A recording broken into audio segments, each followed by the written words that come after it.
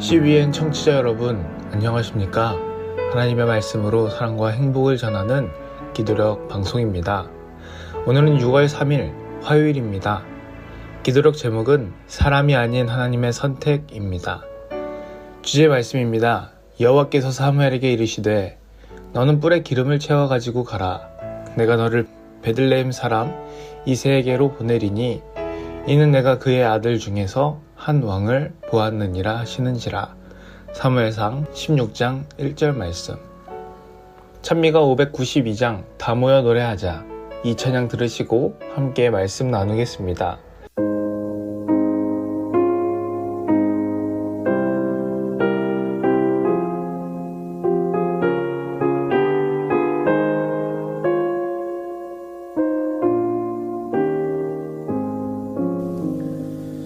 다 모여 노래하자.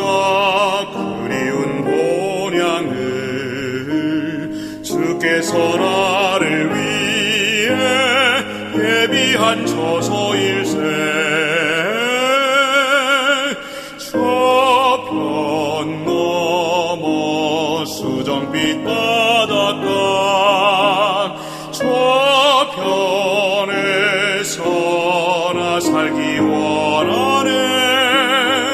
슬픔 고통 염려 없는 밝고 아름다운 땅 저편 본향에 생명수 흘러나고 가시들 풍성해. 그 나라 백성들은 기가를 모르겠네. 저편 넘어 수정빛 바닷가 저편에서 나 살기 원하네. 슬픔 고통 염려 없는 밝고 아름다운 땅 저편 본향에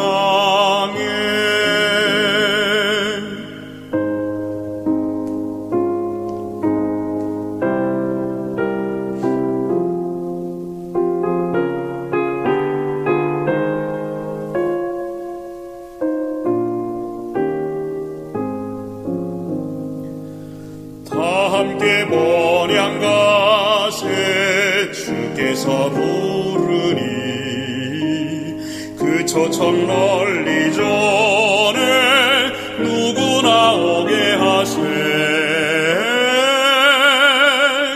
저편 넘어 수정빛 바닷가 저편에서 나 살기 원하네.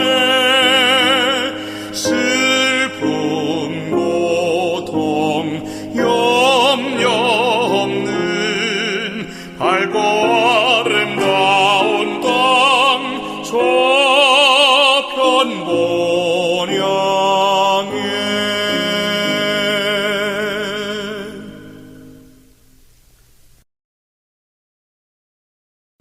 6월 3일 화요일 사람이 아닌 하나님의 선택. 여호와께서 사무엘에게 이르시되 너는 뿔에 기름을 채워 가지고 가라. 내가 너를 베들레헴 사람 이새에게로 보내리니 이는 내가 그의 아들 중에서 한 왕을 보았느니라 하시는지라. 사무엘상 16장 1절. 희생제가 끝나고 연회에 참여하기 전에 사무엘은 선지자답게 이새의 늠름한 아들들을 훑어보았다. 장자 엘리압의 신장이나 멋진 외모는 누구보다 사울을 많이 닮았다. 의젓한 풍채와 다부진 체격에 선지자의 마음이 끌렸다. 기품 있는 그의 거동을 보며 그는 이 친구야말로 하나님께서 사울의 후계자로 택하신 사람이구나 라고 생각했다. 그러나 여호와께서는 외모를 보지 않으셨다. 엘리압은 여호와를 경외하지 않았다. 왕으로 부름받았다면 그는 교만하고 가혹한 통치자가 되었을 것이다. 외형적 아름다움으로는 하나님께 전혀 호감을 살 수 없다. 참된 아름다움은 품행에서 흘러나오는 지혜와 탁월함으로 말미암는다. 만군의 여호와께서 인정하시는 것은 내적인 가치와 훌륭한 마음가짐이다. 자신과 타인을 판단할 때는 이 사실을 깊이 느껴야 한다. 외모와 신장에 의존하는 평가가 얼마나 헛된지를 사무엘의 실수에서 배울 수 있다. 사무엘이 택한 형들은 하나님 보시기에 백성의 통치에서 꼭 필요한 자격을 갖추지 못했다. 거만하고 자기 중심적이고 자기 과신에 빠진 그들은 다름 아닌 자기들이 낮잡아 보았던 인물, 즉 청년의 단순성과 진실성을 지녔고 스스로 보기에도 어리지만 왕국을 책임지도록 하나님께 훈련받을 수 있는 사람의 뒤로 밀려났다. 오늘날도 하나님은 남들의 눈에 장래가 매우 밝아 보이는 이들보다 부모가 지나쳐버리는 아이들에게 더 큰 가능성을 보신다. 삶의 잠재력과 관련해 위대한 게 무엇이고 하찮은 게 무엇인지를 그 누가 결정할 수 있는가? 인생의 미천한 곳에서 일하지만 세상에 복을 끼치는 역할을 시작하여 왕들도 부러워할 만한 성과를 이루어낸 사람이 얼마나 많은가? 여호와께서 사무엘에게 이르시되 너는 뿔에 기름을 채워 가지고 가라. 내가 너를 베들레헴 사람 이새에게로 보내리니 이는 내가 그의 아들 중에서 한 왕을 보았느니라 하시는지라. 사무엘상 16장 1절.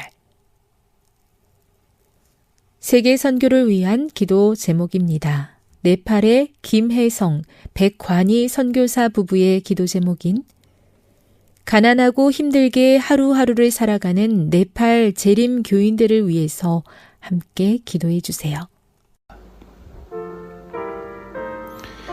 이 말씀은 하나님께서 새로운 왕을 세우시기 위해 선지자 사무엘을 이새의 집으로 보내시는 장면입니다. 사울 왕이 하나님의 뜻을 거스르고 불순종했을 때 하나님께서는 그를 왕위에서 물러나게 하시고 새롭게 하나님의 마음에 합한 사람을 찾으셨습니다. 사무엘은 여전히 사울을 생각하며 슬퍼하고 있었지만 하나님은 그에게 새로운 사명을 주십니다.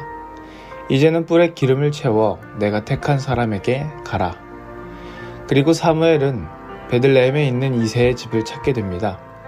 이새의 아들들이 한 사람씩 사무엘 앞에 나오는데 첫째 아들 엘리압을 본 순간 사무엘은 마음속으로 이렇게 말합니다. 이 사람이 틀림없다. 주께서 기름 부으실 자가 바로 이 사람이구나. 엘리압은 아마도 외모가 준수하고 체격이 좋고 말투도 당당했을 것입니다. 사울처럼 보였을 것입니다. 하지만 하나님은 이렇게 말씀하십니다. 그의 용모와 키를 보지 말라. 내가 이미 그를 버렸노라. 사람은 외모를 보거니와 나 여호와는 중심을 보느니라. 이 말씀에 사무엘은 충격을 받았습니다. 선지자 사무엘조차 외적인 기준에 흔들렸던 것입니다. 하지만 하나님의 선택은 외모나 조건, 세상의 기준에 있지 않았습니다. 하나님의 기준은 마음에 있었습니다. 결국 하나님께서 택하신 이는 누구였습니까? 양을 치고 연애에도 초청받지 못했던 막내 아들 다윗이 있었습니다. 다윗은 아직 소년이었고 형들처럼 눈에 띄는 외모나 경험은 없었습니다. 하지만 하나님께서는 그의 중심을 보셨습니다. 사람의 눈에는 작고 보잘것없는 존재였지만 하나님은 그의 믿음, 순전함, 겸손을 보셨습니다. 여러분, 이 이야기는 오늘 우리에게 아주 중요한 교훈을 나누어 줍니다. 오늘날 우리는 얼마나 자주 외모와 조건, 사회적 성공을 기준으로 사람을 평가하고 있습니까? 다윗과 같이 진실하고 순전한 마음을 가진 이들을 우리가 무시하고 있지는 않습니까? 나 자신조차도 나는 별 볼 일 없는 사람이야. 하나님께 쓰임받을 수 없어라고 생각하고 있지는 않습니까? 하지만 오늘 말씀은 우리에게 분명히 말합니다. 하나님은 외모를 보지 않으십니다. 하나님은 중심을 보십니다. 하나님은 세상에서 가장 보잘것없어 보이는 사람을 들어 하나님의 나라를 세워가십니다. 사무엘이 실수할 수 있었던 것은 결국 우리도 그렇게 실수할 수 있음을 보여줍니다. 하지만 그 실수 속에는 우리에게 가르쳐주고자 하는 교훈이 있습니다. 겉으로 드러난 조건만으로는 하나님의 뜻을 알 수 없다는 것, 그리고 진정한 가치는 겸손과 순종의 마음에서 흘러나온다는 것을 말입니다. 사랑하는 여러분, 오늘 하루를 시작하면서 이렇게 기도해 보는 건 어떨까요? 하나님, 제가 외모나 조건이 아니라 중심을 보는 눈을 갖게 해주십시오. 그리고 제 마음도 주님께 합당하도록 정결하게 하소서. 우리는 오늘도 수많은 사람을 만나고 다양한 일들을 결정해야 할 것입니다. 그 순간마다 하나님의 눈으로 바라보는 훈련을 한다면 우리의 판단은 점점 더 하나님의 마음에 가까워질 것입니다. 그리고 기억하십시오. 당신의 겸손한 기도와 남들이 알아주지 않는 성실한 삶을 하나님은 반드시 보고 계십니다. 그리고 그 중심을 통해 하나님의 일을 이루실 것입니다. 오늘도 여러분의 걸음마다 하나님의 눈과 마음이 함께 하시길 바랍니다. 기도하겠습니다. 하나님 아버지, 우리가 이 세상을 살아가면서 외모나 조건에 우리의 마음이 휩싸이는 것이 아니라 주님의 말씀대로 살아가는 하나님의 뜻을 언제나 살피는 겸손과 순종의 삶을 높은 가치로 여길 수 있게 인도하여 주시옵소서.